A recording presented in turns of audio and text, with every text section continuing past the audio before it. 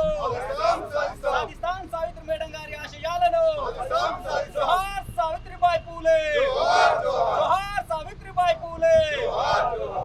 సావిత్రిబాయి పూలే జయంతి సందర్భంగా arts college ఆవరణలో బహుజన సంఘాలు విద్యార్థి సంఘాల ఆధ్వర్యంలో ఘనంగా జన్మదిన వేడుకలు చేయడం జరిగింది. ఈ సందర్భంగా రాష్ట్ర ప్రభుత్వం ఈరోజు ప్రకటించినటువంటి మహిళా ఉపాధ్యాయ దినోత్సవాన్ని ప్రకటించింది. యావత్తు రాష్ట్రమే కాదు దేశవ్యాప్తంగా కూడా బహుజన సంఘాలు ఇక్కడ ఉన్నటువంటి అంబేద్కర్ పూలే వారసులు హర్షం వ్యక్తం చేస్తున్నారు.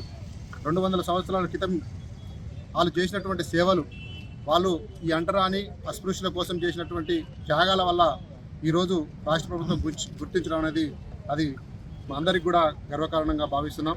ఎందుకంటే ఈరోజు మహిళ అంటే పీడిత సమూహాలైనటువంటి శూద్రులు అతిశూద్రులు స్త్రీల కోసం నిర్విరామం కష్టపడి ఆ రోజుల్నే బాలికలకు పాఠశాలలు ఏర్పాటు